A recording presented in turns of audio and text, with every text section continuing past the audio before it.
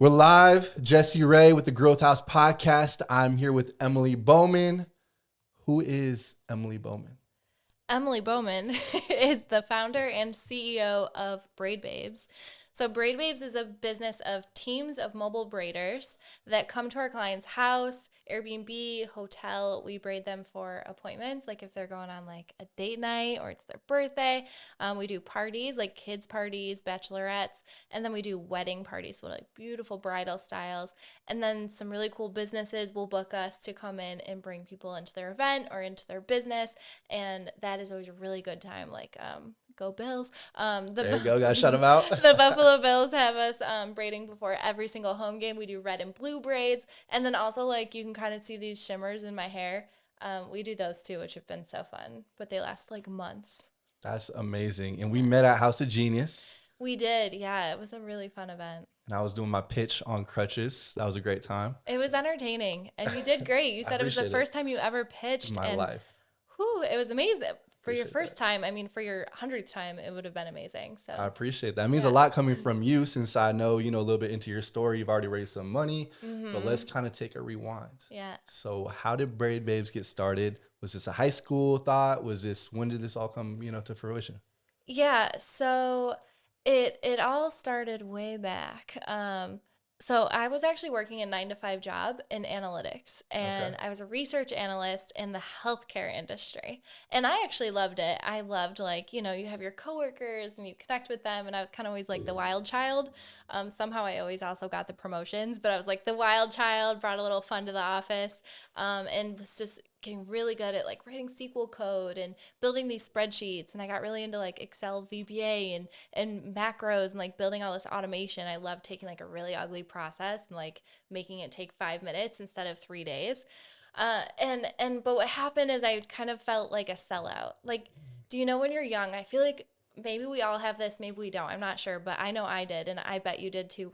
When you were little and you were like, I'm going to be this amazing, I don't know what I'm going to be, but it's going to be amazing, and I'm going to build something really cool, or I'm going to be a rock star or famous or rich, or you have all these big hopes and dreams. And I just like kind of had this thought in the back of my head of like, I ended up with a 9 to 5.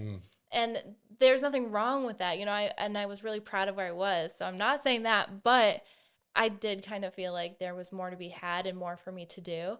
And so I got a career coach, and I got some really great advice from them that just changed my whole life. So the first was to just start new passions, try new things.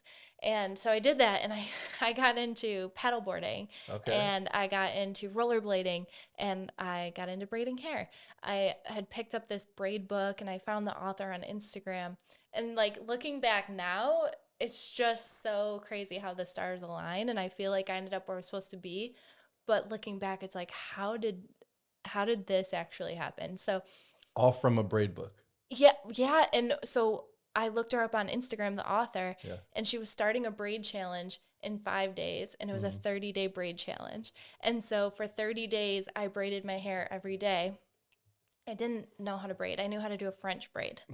And a lot of men will say, like, don't all women know how to braid? Almost all women know how to do a French braid or a Dutch braid. That's about it. That's it, though. But there's so many more braids and so many different ways to do them and to style your hair. And it's really quite different than just a French or just a Dutch braid. And so through this, I got really great at braiding. And the new iPhone with portrait mode had just come out, and I was like one of the first people to get it. And I don't know if you remember that, but it was like a big deal on Instagram. Deal. So like, when was this? So it was about like 4 years ago? This is like halfway through 2018. Okay. Yeah. Got it. Yeah. And so I was posting my braid photos on Instagram with portrait mode, and they just like blew up. And this store called me and asked me to braid at their grand opening, and I had never braided strangers before. And I was like, sure. I was having nightmares. I was like, how am I going to braid? I only had braided my own hair. I'm like, everyone has different hair types and all kinds. And I showed up to that event that day, and I created some really cute braids. And there were also a couple braids where I was like, actually, let me like redo that one. Still post that picture. Yeah. And I actually still have them. If you go through my highlights on Instagram, almost all of my highlights are old. I haven't put new ones on. And now I'm like kind of into it. I was looking at them last night, and I was like, but it shows like that really gnarly start that I had, and you can see how terrible my braids really were to start. Actually, I love that. I Yeah. love being able to see someone's journey. Like when they keep all their pictures up. That's something I wish I would have done. And that's Yeah. kind of why I started doing more content, was like, I want people to see this documentation of the process. So we're a Yeah. startup just like you are. Exactly. And you really can see just the whole thing. If you go through my highlights and you go through my old Instagrams, you can see how I even didn't know what I was building, and I was creating tutorials because I was like, maybe I'll be like this person I learned from, this Mm-hmm. influencer. I'm like, maybe I'll be an influencer that like teaches how to braid. And but what ended up happening is the business kind of took over. Mm. It was so wild. It was just this wild time where all I had to do was say yes. I was just like, yes, sure, yes, great, let's do it. And it just like built itself, which is not the case today. Things have Mm-hmm. shifted where now I have to like make decisions. But it was wild. So I was working another braid bar at another store, Mm-hmm. and the wait list was full right when it started. It was like I started this in Buffalo, New York, and it just really blew up. Like, So wait, you started this, it's called a braid bar? yeah, in the store. So we still Okay. will call it a braid bar today Yeah. whenever we're in a store. And I actually was called Buffalo Braid Bar. That was the name of my business at the Yeah. time. And now we're Braid Babes. And I was braiding in this store in Buffalo, and the wait list was full as soon as it started. And the owner of the store, I'm sure she regrets this slightly to this day, but she was like, hey, my one employee is actually a great braider and she can hop on and help you. Mm-hmm. And I was like, sure. And she did amazing braids. And so I hired her, and eventually it led to her leaving her other Oh job. And man. that's why I'm like, she probably regrets saying that today. But that's how I hired my first employee. So I always tell people I hired my first employee accidentally That's because I was like, amazing. sure, she can hop on. So you were doing this on the evenings and weekends while you also were working Oh, W-2? yeah, that's another part of the story. Oh, and that was the second advice that the career coach gave me, was to get coffee Mm-hmm. with people that are in positions that I think I want to be in. And I love that so, advice. and she told me to do 7 of these coffees, and I did about 20 of them. Mm-hmm. And I just think what's so cool is those 20 coffees that I did, I would say half of them are involved in my business today in some way. That's amazing. And they were all in marketing. I thought I wanted to get into marketing. Mm-hmm. So I was having coffee with all these marketing people. And now they're still like part of my business, either like through investment, or I've been on their podcast, or they give me advice, or they've made introductions. And it's Mm-hmm. just so magical. So like it's just so powerful to have those coffees with people, and you just never know like what will circle back around. But I want to ask you a question on that. yeah. So what was your way of, reaching out to them and try to, did you say, I want to pick your brain? Can I take you out to coffee? How'd you go about that? Yeah, yeah. I think it was like through flattery. Like, Mm-hmm. wouldn't you feel flattered? And I'm sure this has happened to you if someone was like, hey, I want to learn from you. Mm-hmm. I mean, I take those meetings now where I'm like, yeah, learn from me. Right. We're excited to actually share because we've been through some stuff. Like, yeah, if we Exactly. could like help someone else out, that's fulfilling to me. And I'm sure it is to you as Yeah, and well. so many people have helped us that it's like, Mm-hmm. yes, let me give back. 100%. And so I think it just kind of came from a place like that. I did hear one person one time say they hate the phrase pick my brain. Yeah, I agree. And so I didn't say that. Yeah. But I did say, Little tip, don't say pick your brain. yeah, but I would say things like, I really like where you are in your role right now or in your career, and I want to learn from that and hear your story. A lot of times it was like, I want to hear your story. And that's really the questions I asked them, was like, how did you get to where you are, and what did you learn, and who did you, and different questions around that. And it was so powerful. But one of those coffees led to this meeting with this man that had a business, and it was a startup business, technology. And so he hired me as a consultant. And so this happened actually the same time I learned braiding. Okay. I put my 2 weeks in at my job, literally the week the braid challenge had started. And so I was showing up to my last 2 weeks of work. One day I had buns just like this, like big buns. That's amazing. And my manager that I had put my 2 weeks in with was like, he literally said, I cannot take you seriously with these buns in your hair.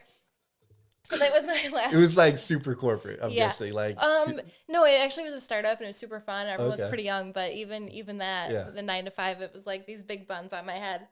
So that was really fun. But my last 2 weeks, and then I did consulting, and that was kind of this like magical key, because I was able to just kind of back off. As the braiding picked up, I backed off of the consulting.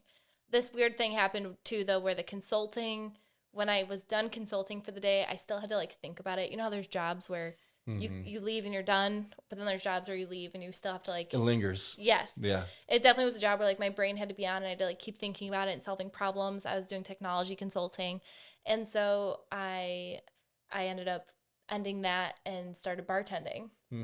And so that's where my story gets a little confusing because on social media, I do kind of play both sides when I tell my story because I'm like, I was in a 9 to 5 doing analytics and technology. But then like TikTok, I'll tell the story about how I was bartending. And when I quit bartending, the bar owner literally said, you will never make as much money braiding hair as you will bartending. So I tell that story too. And so they're both kind of. Dang, why would they even say that? Well, you know what's really funny?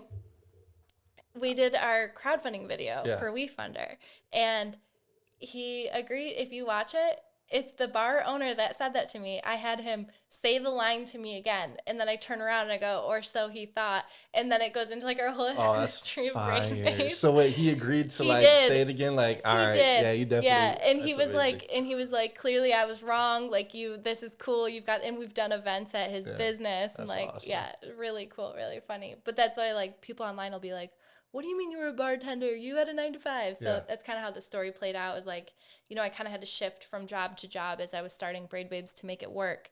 And I liked how the bartending, I could leave and be done. Flexible for the day. Be done. Not have to think about it. Yeah. And then in April of 2019 was my last day bartending. And I've been full-time Braid Babes since then. Yeah. So it was like middle of 2018 to April of 2019. That was kind of my figuring out, what the business was, and then going full time. And I hired my first employee, that was May. I hired my second employee June.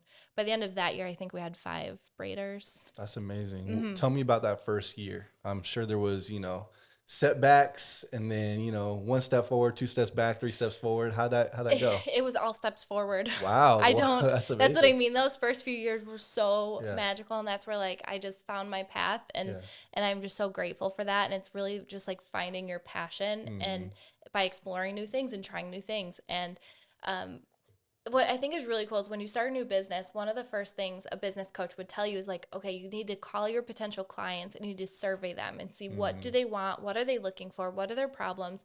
There's a name for this. They like make all these businesses do it when you go through consulting.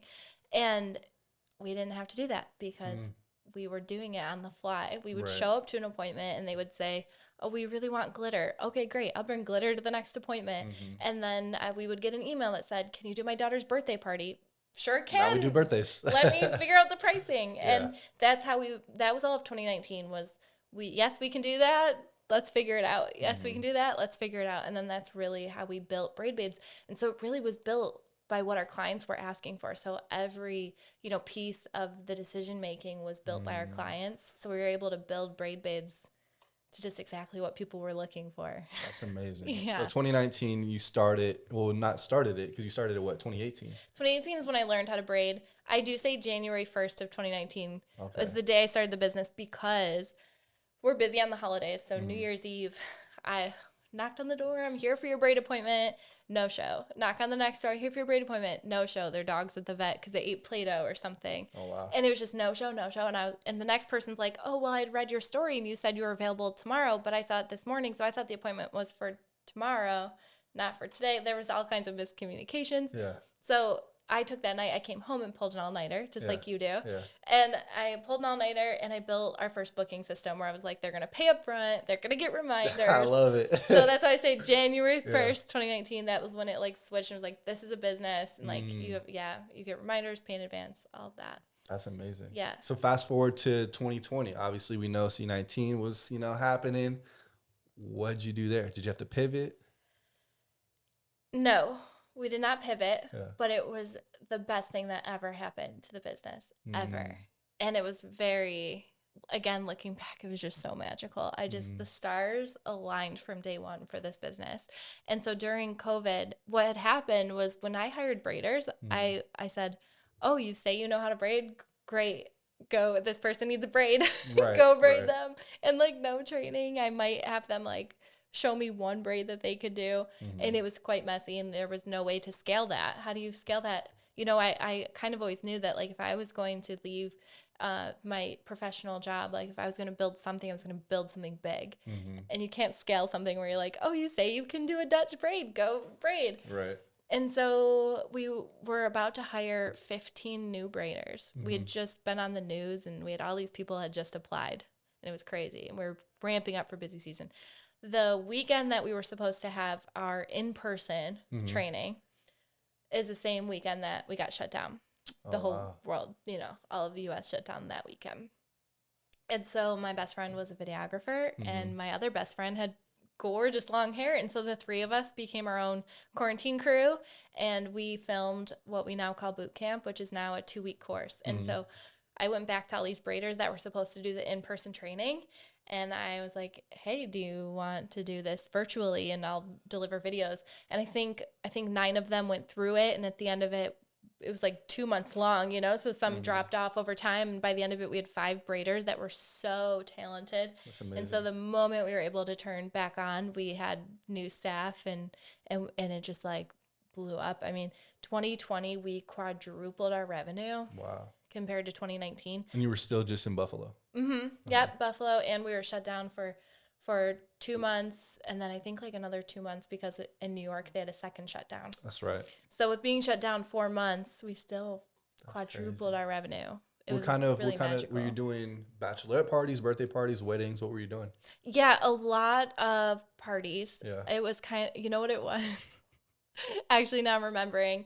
You know how everyone was having house parties because they couldn't go out in public, and we were at all the house parties, and then it was so funny. You were at the COVID parties. Yeah. What were they called? Oh, I can't say that word. Those C19 parties. What were they called? Like super spreaders or something? Oh, right. Yeah.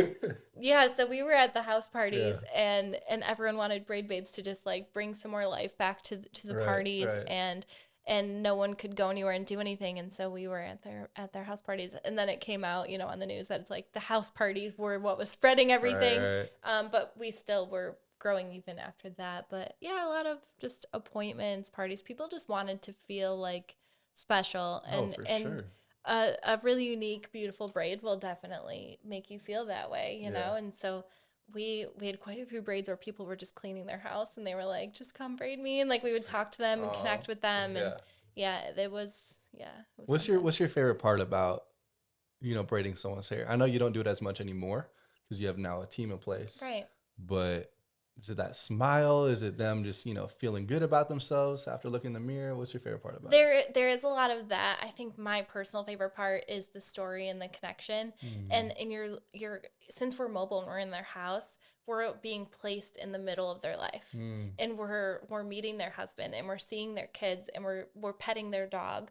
And that client, a lot of times, not always, but a lot of times, that client will open up to you, and you can kind of be there as like a friend and a support, and really connect with them. And I have some lifelong friends I've made through braiding, and you get to hear their stories, and you start to become a part of their life because they book you for the special moments of their life. Wow, that's so true. And so you keep seeing them through their special moments of their life. And that's the big part of the business is like, okay, we'll do, when you're 6 years old, we're doing you and all of your friends and the moms at the party.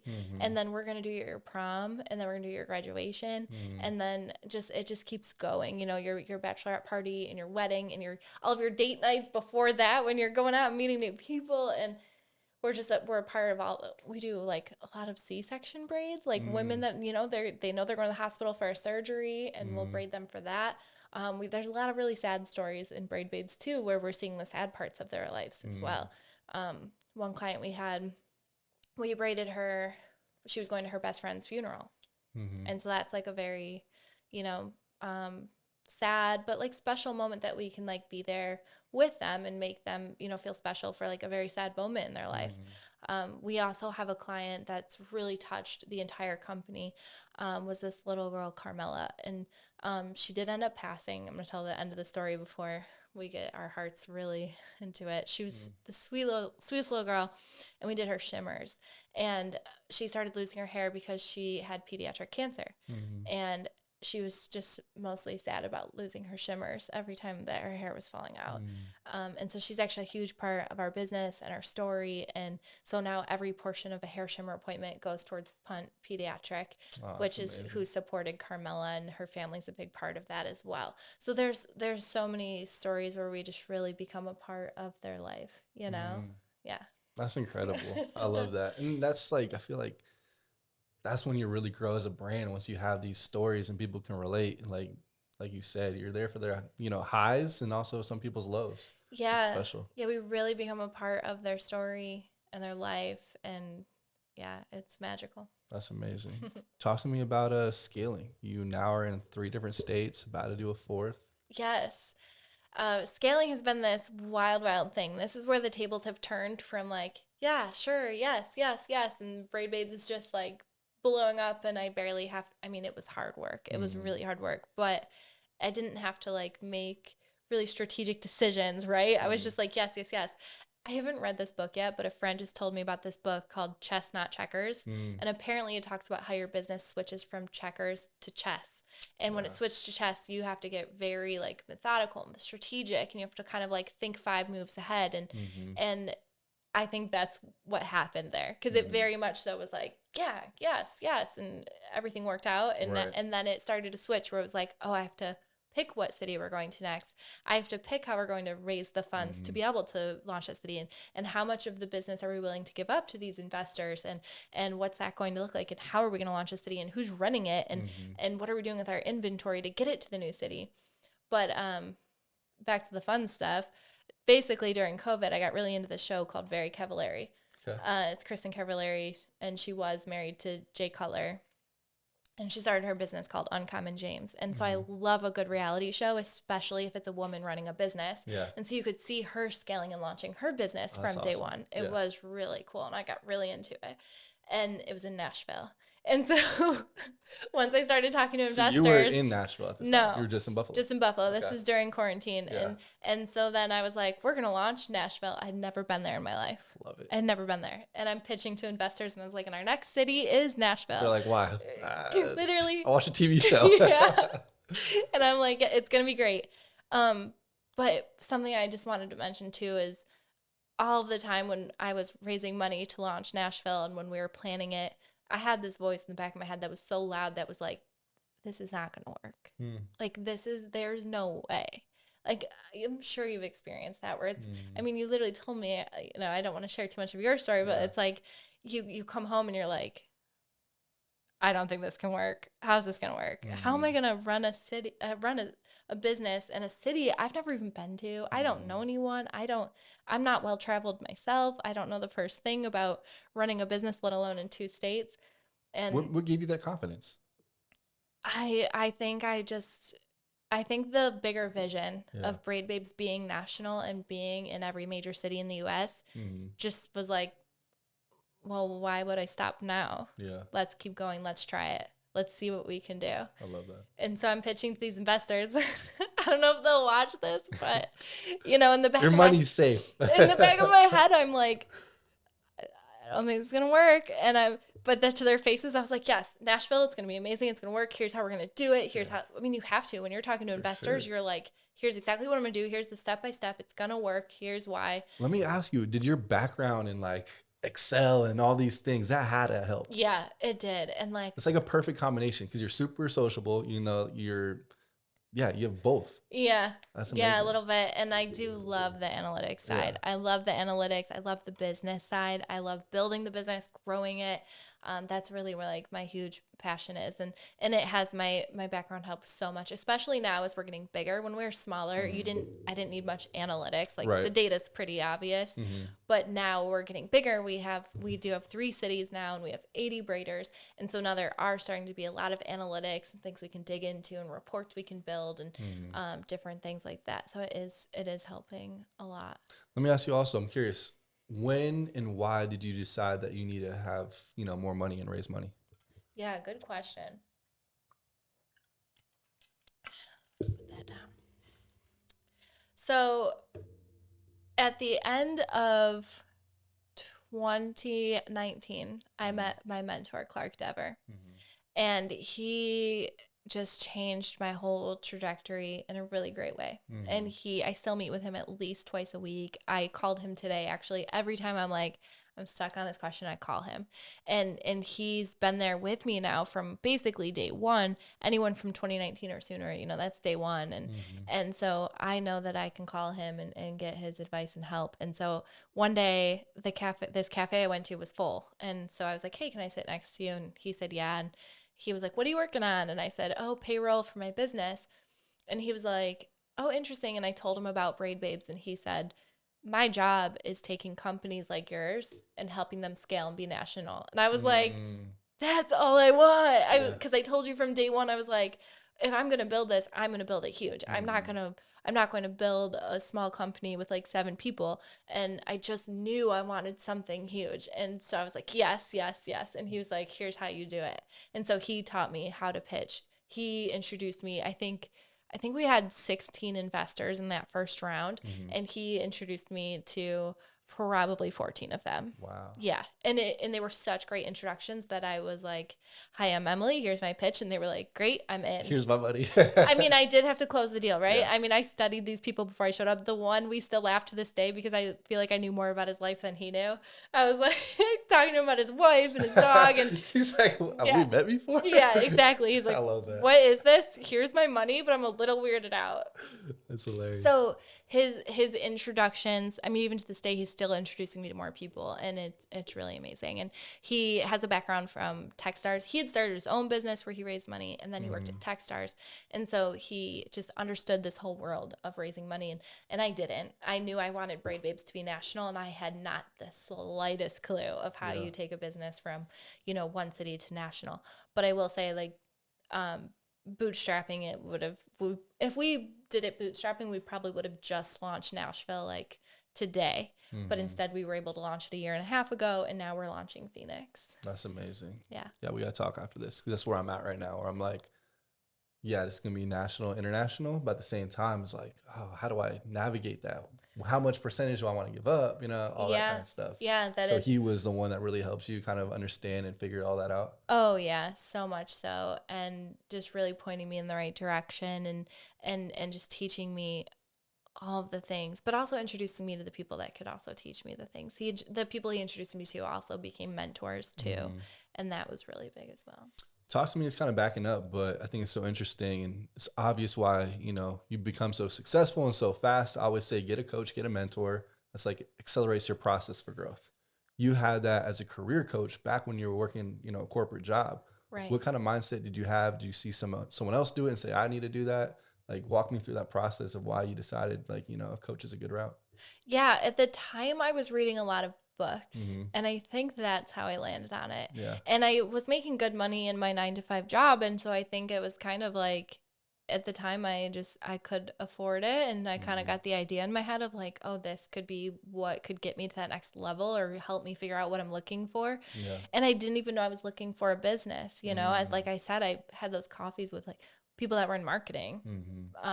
Actually, to even go further back, I had started this other business.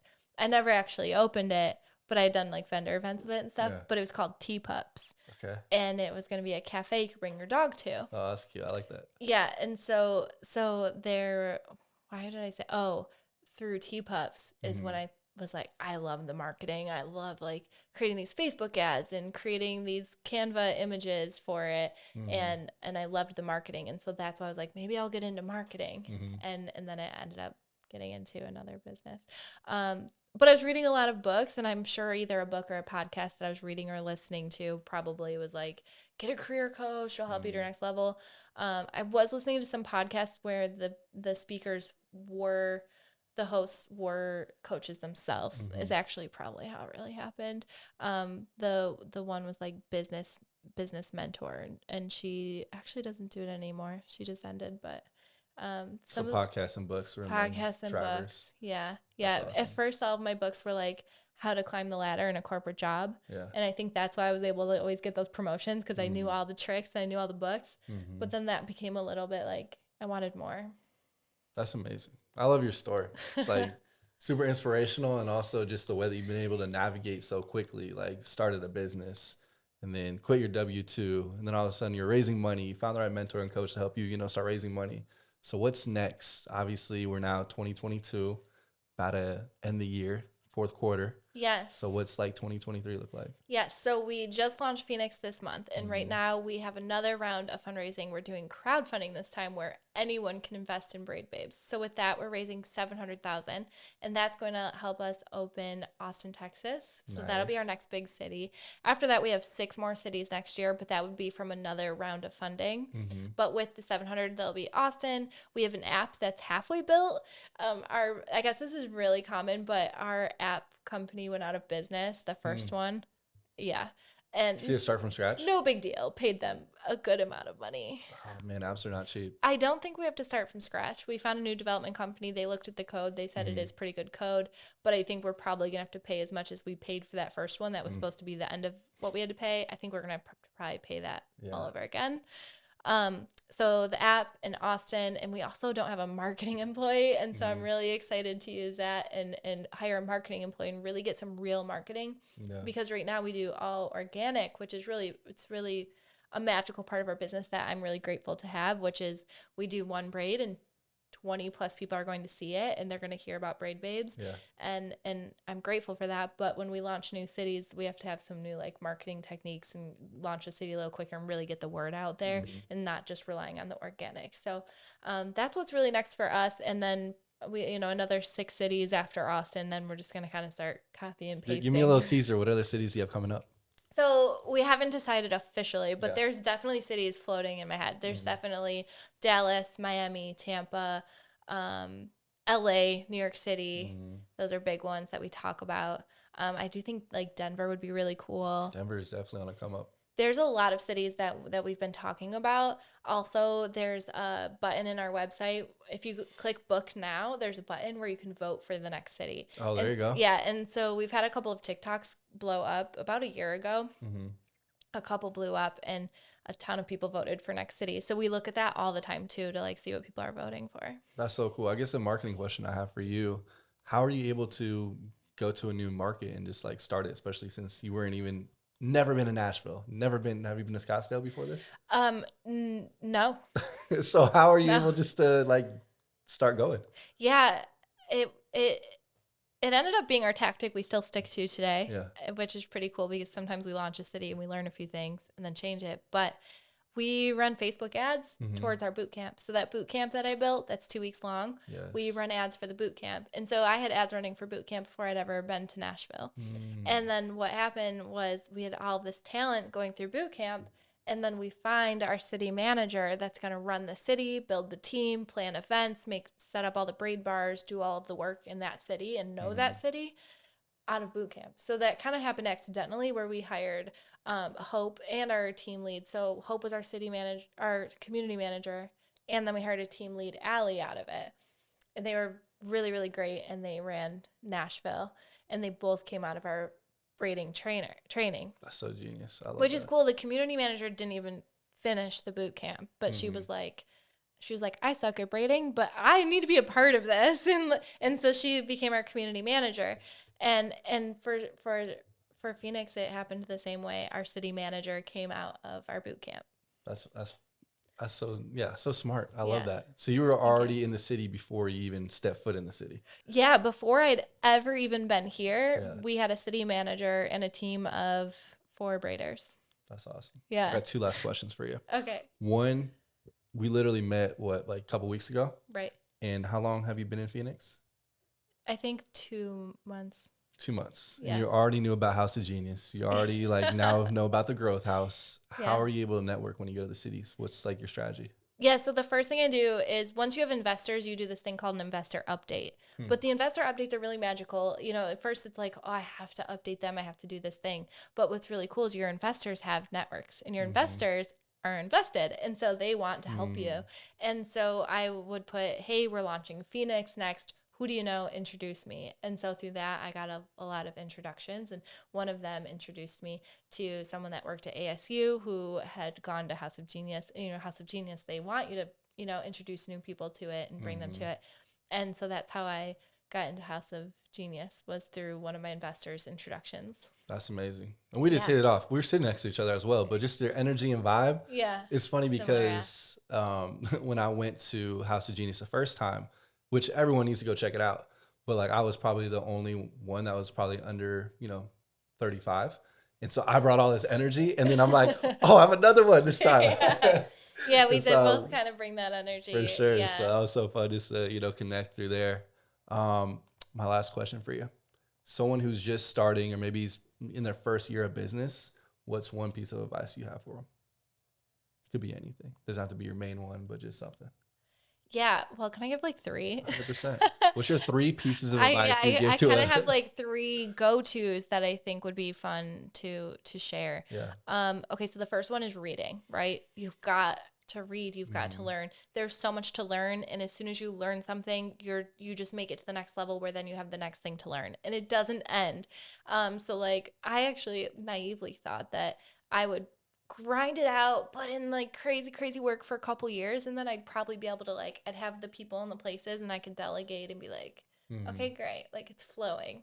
It's flowing. I'm not like grinding and that did not happen. I am still in the grind. I'm still like in it, and I'm fighting and grinding. And so don't naively think that you can put in 2 years and then like it's going to be chill and you're going to know all the things. That's not it. You got to keep learning. Two books I really loved in the beginning. The first was Talk Triggers. That's like building things into your business to make people talk about your business for you. So they market for you. I need to read that. It's so good. And then the second one that I make my entire team read is called The Busy Leader's Handbook. And that's one that stays on my nightstand because there's so many good reminders in there and just wholesome ways to run your team that are almost obvious. But once you're a leader, you're just too deep into it sometimes to see those obvious things. And that book will like bring you back and be like, for example, never yell at an employee. I had to learn that. Emily out here yelling at her employees. Yeah, and talk about putting a rift between you and employee. Like that employee still, I've had a lot of talks with her about it, and I've apologized, but there's still like this weird energy between us where it's like there is never a reason to yell at an employee. You can talk about it, talk it through, figure out what's going on, figure out what needs to be done, let them know your expectations, but there's no reason to yell. There's no reason to put that much energy into it or belittle someone and yeah, that was something I had to learn because as a founder, you get so passionate and into it. And so when someone really lets you down, you get caught up in that moment. For sure. That book will kind of bring you back and give you those rules of like, no, level-headed, everything's fine. I think my last one is when things start to get really stressful, right? Because those first few years were magical and there wasn't a ton of stress. When things start to flip where it turns to the chess game and it starts to get a little bit stressful and it starts to wear on you a little bit, stick to those like mantras. And my mantra is Braid Babes is Braid Babes, and I am me. Because you, as a founder, you become your business. Like, don't you feel like you are Growth House, right? Like that you become one. And so when something negative is happening to your business or not going the way you want it to go, it's almost like your body and your brain receives that as if something's not going well with you personally. And you have to kind of detach yourself a little bit. And so I look at Braid Babes now as like, Braid Babes is a project and I'm going to do everything I can to make Braid Babes be successful. But at the end of the day, I'm still a human being. I still have my soul and my being. And if something bad happens to Braid Babes, it's not me. It's a project that I'm going to do everything to make it successful, but I can't let it, wear down my soul. So true. Yeah. Man, I love your story. Love your energy. Thank you. I love literally you drop so many gems, so much wisdom. Where can people find you? Thank you. On Instagram, personally, Emmily Bowman. Emily has 2 M's. Emmily Bowman. The business is BraidBabes_official on Instagram. Or we have a really fun TikTok. The whole team makes TikToks and that's just Braid Babes. Love it. TheJesseRay with the Growth House podcast. We're out. Thank you. Braid Babes. There you go.